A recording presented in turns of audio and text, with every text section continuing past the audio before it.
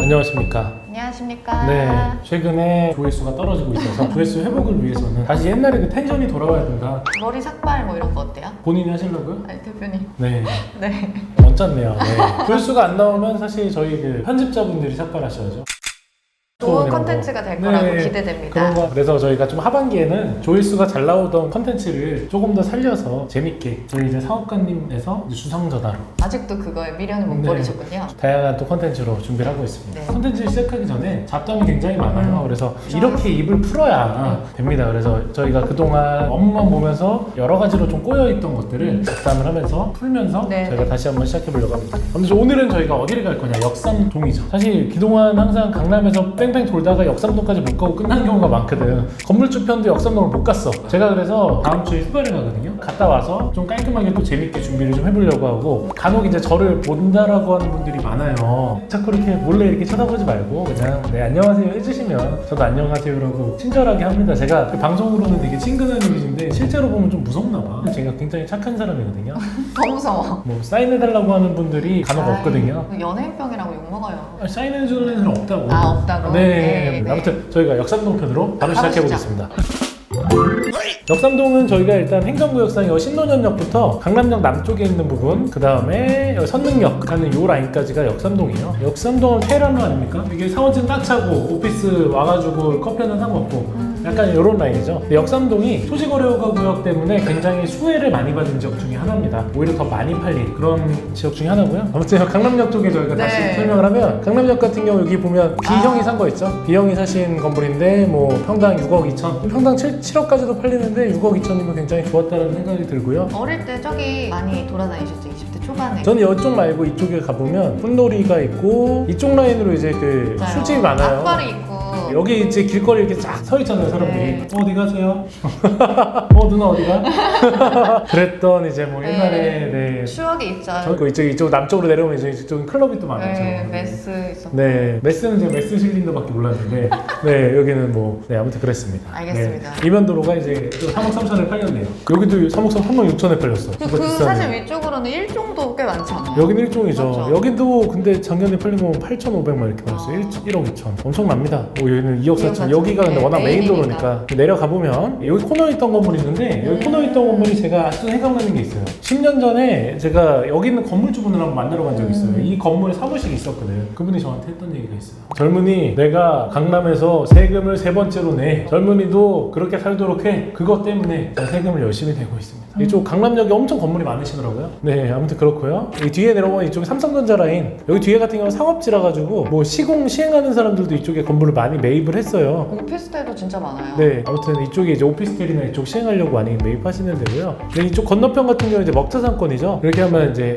상업지하고 일반 주거지가 구별이 되는데, 일반 주거지 자락에 있던 건물인데 프레스티지 2, 이게 누구 건물인지 아세요? 저 알아요. 태희 언니. 네, 김태희 씨. 저는 사실 그 러브 스토리인 하버드, 거기서 우리 레원이 형이랑 로맨스를 찍었던 게 엊그제 같은데 꼭 그렇게 다 가져가야 숙이 후련했냐?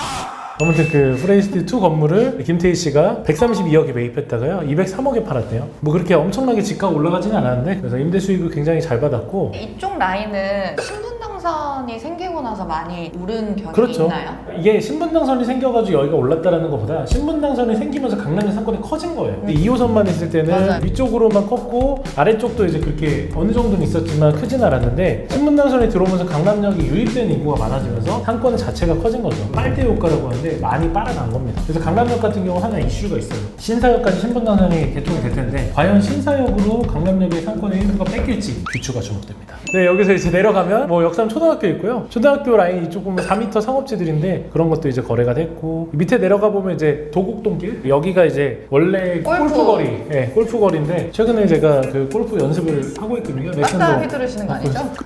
네, 네.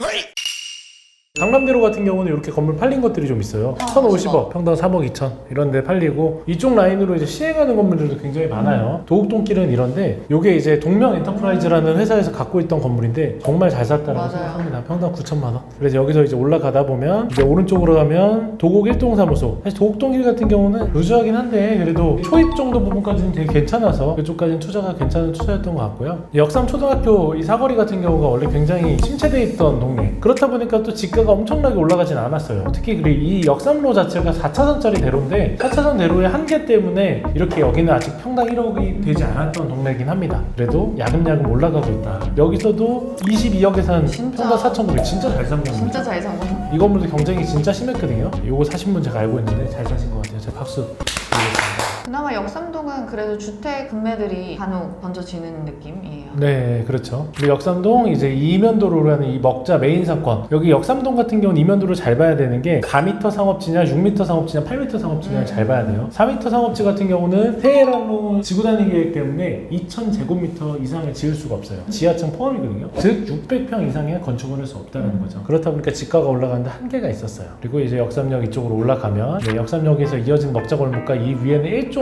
주거지역으로 되어 있는 오르막길, 이렇게 안에 박혀있는 건물도 6,900에 팔렸는데 이쪽 라인이 작년에 많이 팔렸는데 올해는 안 팔렸네요. 사실 여기 뒤에 물론 코너지만 1억 4천, 얘는 9,800. 발상 케이스였죠, 이것도. 그래서 역삼역 같은 경우도 거의 이제 평당 1억이라는 가치를 좀 받을 수 있는 지역인 것 같습니다. 그리고 역삼역에서 이제 GS타워 동쪽으로 가보면 동쪽에도 최근에 거래가 많이 됐어요. 이 코너에 있는 요 건물, 이 건물 같은 경우 평당 2억 3천인데 이게 상업지인데 2억 3천, 너무 싸게 팔린 거 아니야? 그렇게 얘기들 하시는데 여기 같은 경우는 어느 정도 건축 제한이 있어요. 그렇다 보니까 높게 올릴 수 없고 현재 상태가 최상의 상태이기 때문에 평당 2억 3천에 팔렸던 사례라고 볼 수 있고, 테헤란로 대로론 같은 경우인데 좀 달라요. 일반적으로 토지를 보고 건물을 가격을 산정을 하는 게 아니라 연면적 대비 가격을 산정을 하거든요. 그래서 연면적이 3,600, 요즘에 거의 연면적 대비 4천만 원까지 올랐네요. 예전에는 막 2,000, 2,500만 이랬거든요.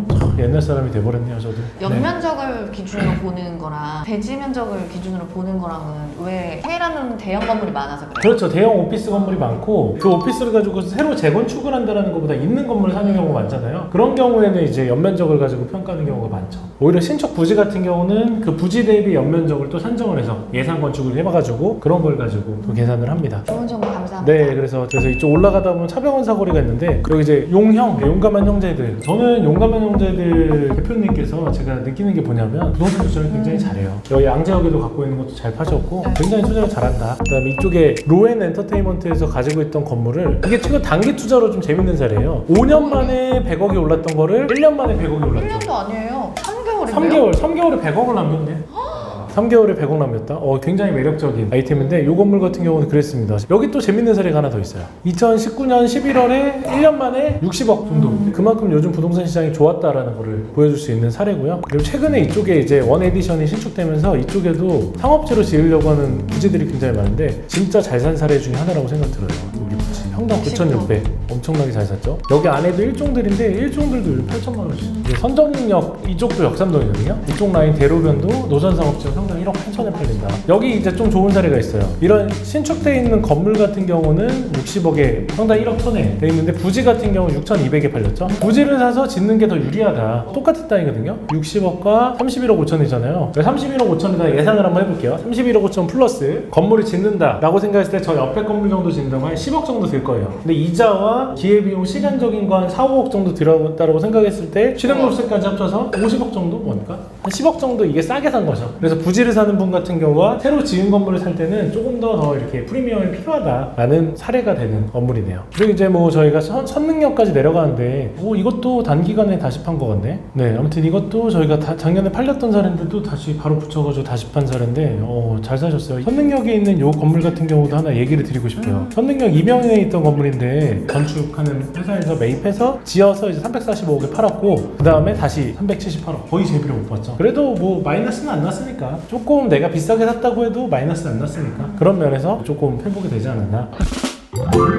원래 저희가 사실 역삼동도 돌아다니면서 뭐 뭘 잘 샀다 뭘 못 샀다라고 평가를 해야 되는데 최근에는 가격대가 막 이렇게 막 계속 올라가다 보니까 파악이 안 돼. 특히 강남 지역 같은 경우는 이미 최고가 됐고 여기서 누가 더 받아주냐 라고 생각하는데 그걸 또 받아주는 게 강남 부동산이지 않나. 최근에 또 매입했던 분들이 대부분 4, 5억으로 살려고 하는 분들이 좀 많았어요. 그래서 지금 4억 건물이 없어요. 저도 4억 사고 싶은데 도와주십시오. 1588에 1588 후원금 맞습니다.